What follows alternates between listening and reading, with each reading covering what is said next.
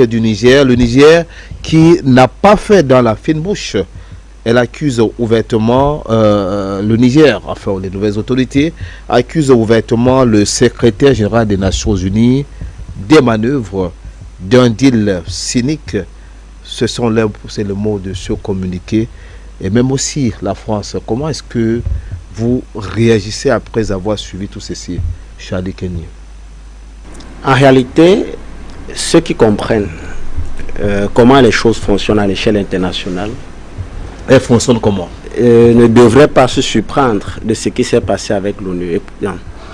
Parlant de l'ONU, il faut dire déjà que l'ONU, c'est un instrument de la géopolitique du soft power d'un groupe de criminels pour légitimer leur action à l'échelle internationale. Vous aussi, vous êtes dans le vocable des criminels. Non, j'insiste, mais c'est un mot, c'est dans le Larousse, non? Ça a une définition. Les criminels, ce sont des personnes qui, par des actes de terreur, par des actes de violence, par un certain nombre d'actes, causent la mort à l'échelle internationale. C'est ça la définition du mot criminel. Et l'ONU est dans ce registre? Mais je dis donc que l'ONU, c'est un instrument de la géopolitique, du soft power, d'un groupe de criminels pour légitimer leurs actes à l'échelle internationale. Et je le démontre. Allez-y, c'est ça qui est intéressant. Lorsque vous parlez de l'ONU, il faut déjà dire de façon très claire, il y a un adage africain qui dit, c'est celui qui paye la note qui commande le menu. Comprenez? C'est celui qui paye la note qui commande le menu. C'est-à-dire que l'ONU ne fera jamais ce qui n'entre pas en relation avec ceux justement qui financent l'ONU, voudrait qu'il soit. Je ne sais pas si vous comprenez. L'ONU ne fera... C'est pourquoi, lorsque le professeur Boniface Diarra nous demande de sortir de ces contextes importés, on vous parle de droit international, droits de l'homme, démocratie, liberté civique, un ensemble de conneries qui n'ont pas de sens. L'ONU, c'est-à-dire que l'ONU, c'est le visage moral du crime à l'échelle internationale. Ça, c'est ce qu'il faut comprendre. Mais allez faire des enquêtes poussées sur l'ONU et venez me dire qui finance l'ONU. Il y a 3 grandes catégories d'organisations qui financent l'ONU. Dites-nous, Charlie. Premièrement, il y a les complexes industrialo-militaires. Vous pensez que ces gens-là sont sur terre pour amener la paix et la sécurité? Comme on dit aujourd'hui, l'ONU chargée de ramener la paix et la sécurité à l'échelle internationale. Vous pensez que les grands complexes industrialo-militaires qui financent l'ONU vont demander à l'ONU de ramener la paix et la sécurité alors qu'ils sont là pour écouler les armes qu'ils produisent à l'échelle internationale? Vous le pensez? Est-ce que vous savez que sur les 5 États qui siègent au Conseil de sécurité des Nations Unies, avec pour rôle principal de garantir la paix et la sécurité à l'échelle internationale, sont les plus grands vendeurs et marchands d'armes à l'échelle internationale? Donc, comment vous expliquer que des personnes qui, à l'échelle internationale, sont les plus grands commerçants, marchands et vendeurs d'armes, sont les mêmes qui peuvent justement vous apporter la paix et la sécurité? C'est un sens? Est-ce que vous savez qu'alors nous parlons, les lobbies américano-juifs qui en réalité contrôlent la finance internationale sont les mêmes aujourd'hui qui financent l'ONU? Vous pensez que ces personnes-là ont pour schéma de promouvoir ou de mettre en avant la prospérité économique à l'échelle internationale? Vous pensez que les grands groupes pharmaceutiques qui aujourd'hui créent des pandémies à l'échelle internationale parce qu'ils ont déjà créé les antidotes ou alors les vaccins pour pouvoir justement les écouler, qui créent la maladie à l'échelle internationale, qui financent l'ONU, vous pensez que ces gens-là ont un agenda de nature à apporter la paix et la sécurité à l'échelle internationale? Voilà les financiers de l'ONU. Et dans un pareil contexte, on se surprend de la réaction de l'ONU? Non. Est-ce que vous savez qu'au début des années 2000, je crois en 2014, la banque ou alors le groupe de la Banque mondiale lance ce qu'ils ont appelé la carte à 1 milliard de dollars. La carte à 1 milliard de dollars qui avait pour but de recenser et de cartographier, autant pour moi, toutes les richesses naturelles et minières de l'Afrique. Quand la Banque mondiale initie ce projet, c'est-à-dire qu'elle décide de cartographier, de recenser, de cartographier les richesses du continent africain, qu'est-ce que vous observez aujourd'hui?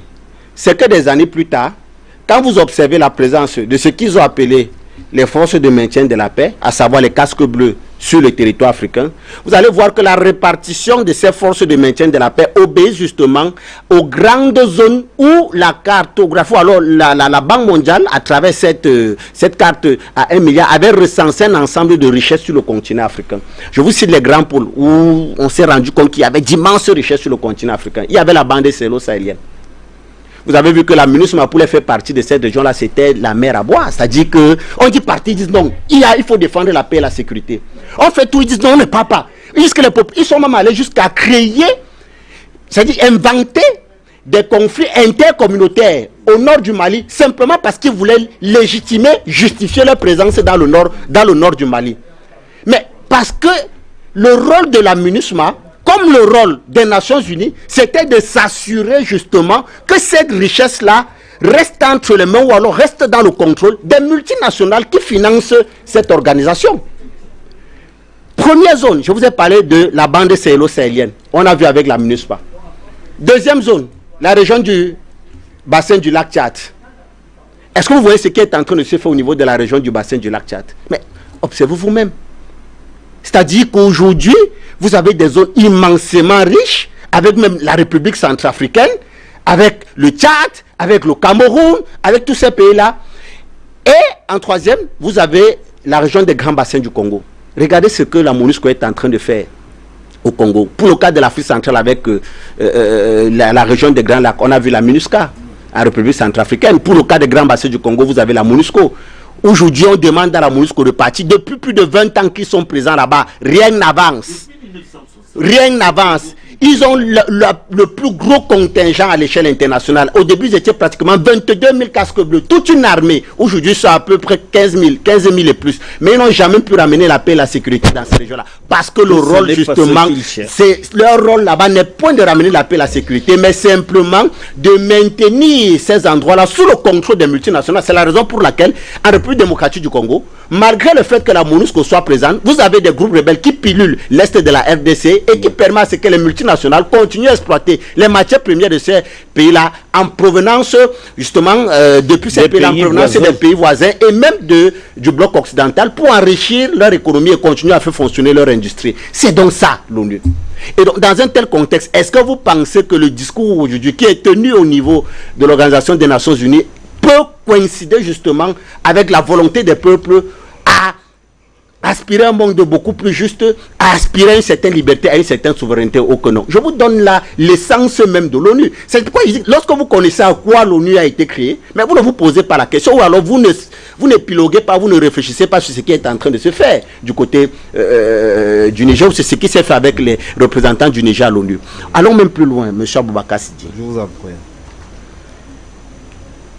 Le professeur Boniface Diarra tout à l'heure nous a rappelé à suffire le rôle de l'ONU dans la crise en Côte d'Ivoire avec Ban Ki-moon. C'est un représentant de l'ONU qui était là-bas. C'est eux qui nous parlent de démocratie tous les jours. Il vous souvient? Mais il y a un président qui a été élu démocratiquement, entre guillemets, pour emprunter le thème, le président Laurent Koudou-Gbagbo. L'ONU a tout fait pour changer le résultat des élections, au point de faciliter une armée d'occupation. C'était la force, je crois, Sangaris. Non, la force Licorne en France. La force Licorne. D'aller détruire un palais présidentiel, violer sa femme, prendre le président pour le déporter à La Haye. C'était sous le contrôle de l'ONU. L'ONU n'a pas bronché. Hein? Ouais. Le président Laurent Gbagbo a demandé le recomptage des voix. L'ONU a dit niet. Mais c'est eux qui nous parlaient de démocratie. Oui. Le président Laurent a dit comptez les voix. On dit niet. C'est Ban Ki-moon qui était là-bas. Rappelons que ces mêmes personnes qui ont supervisé et organisé les élections en Côte d'Ivoire, ce qu'on peut reprocher au président Laurent Koudou-Gbagbo, parce que ce sont des questions de souveraineté. Vous ne pouvez blesser de pareilles choses à une organisation criminelle comme celle-là de le faire. Mais cela s'est fait sous le contrôle de l'ONU. C'est-à-dire que la déstabilisation, le meurtre en Côte d'Ivoire avec l'assassinat des Ivoiriens sous le contrôle de l'ONU, avec Ban Ki-moon, que cela n'a dérangé personne.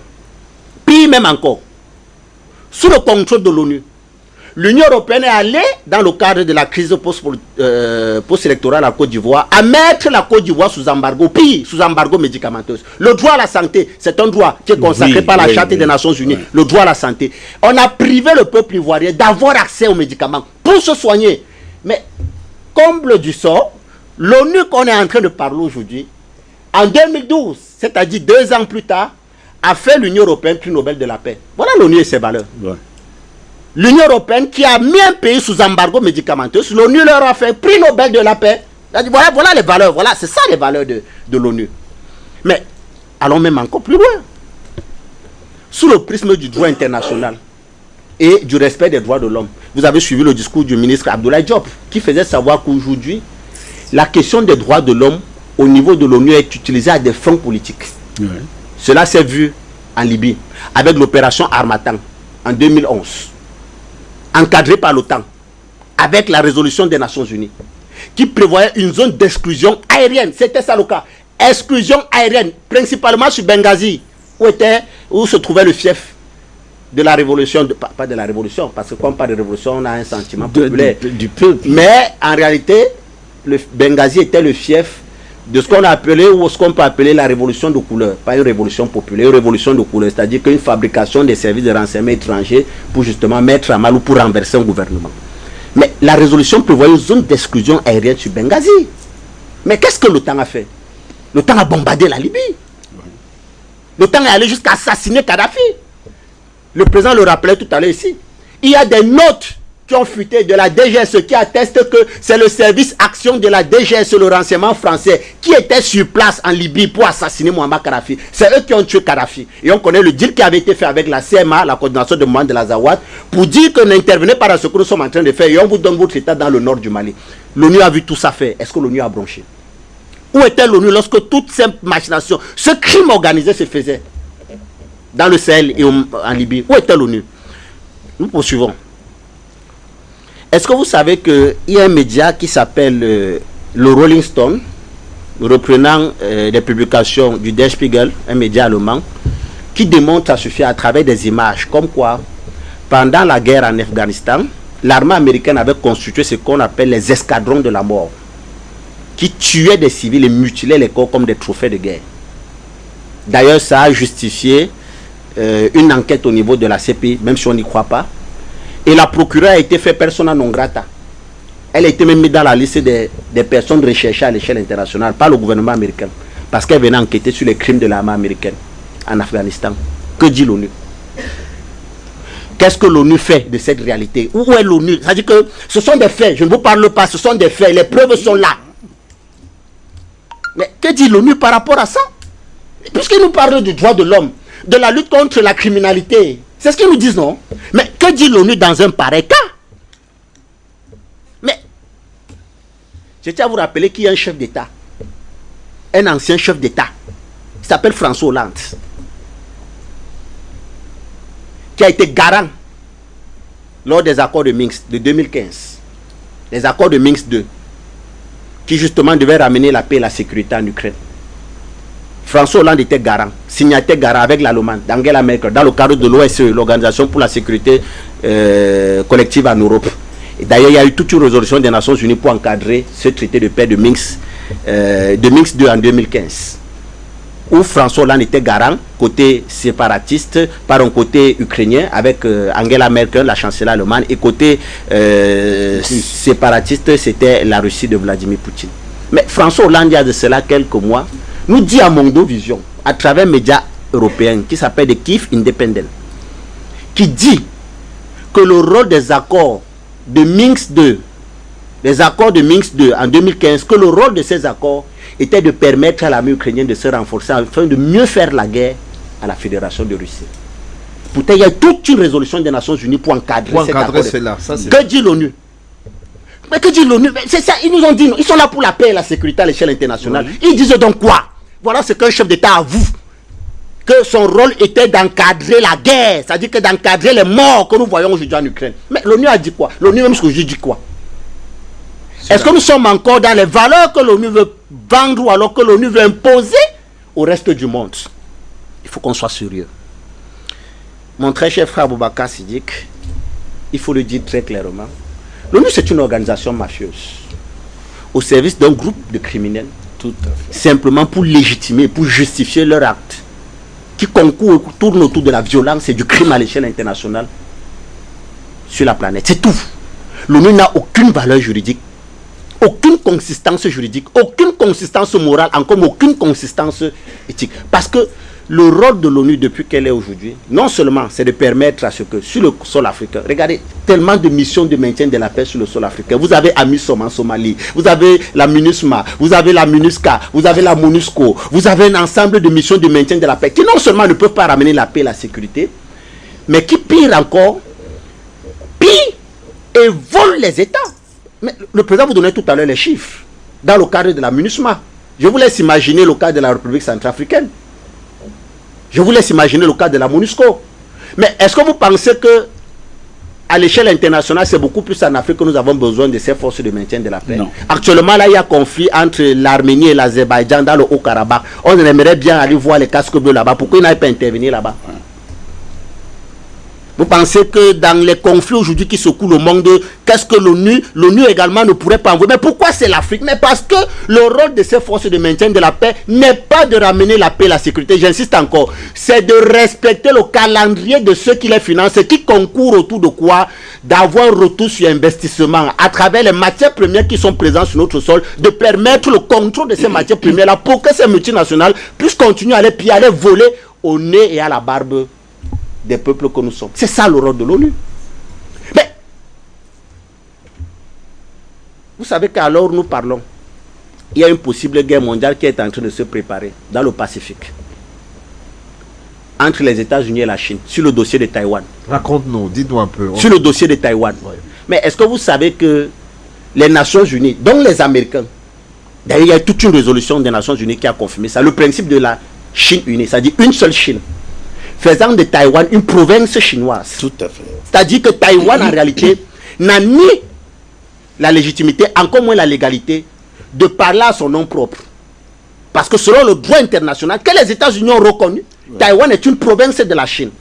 Mais voilà les États-Unis aujourd'hui qui chaque jour commercent avec Taïwan comme si c'était un État indépendant, méprisant la Chine, vendant les armes, mais simplement pour des raisons quoi? Économiques, parce qu'on sait très bien ce qui se passe avec Taïwan. On sait qu'avec l'entreprise TSMC, qui est leader mondial aujourd'hui dans la production des micropuces, sans lesquels les satellites, les avions, les missiles et bien d'autres appareils électroniques militaires et bien d'autres choses ne sauraient justement exister. Et aujourd'hui, le rôle des États-Unis, c'est de contrôler cette production-là, dont Taïwan, à 90%, en est le leader mondial. Mais sous le prisme justement de cette réalité économique, les États-Unis sont en train de foutre le bordel au niveau de la mer du Pacifique, au niveau de cette zone-là, et se préparent peut-être à une guerre avec les États-Unis. Mais que dit l'ONU? Avec la Chine, pardon. Que dit l'ONU dans le cadre du respect de ce droit que les États-Unis eux-mêmes ont reconnu?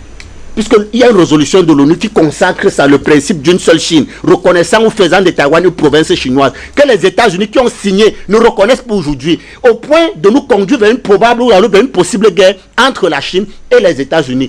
L'ONU avait encadré ce traité, cette résolution, mais que dit l'ONU dans le cas précis? Qu'est-ce que l'ONU fait? Rien. Et vous voulez qu'on continue à croire une pareille organisation?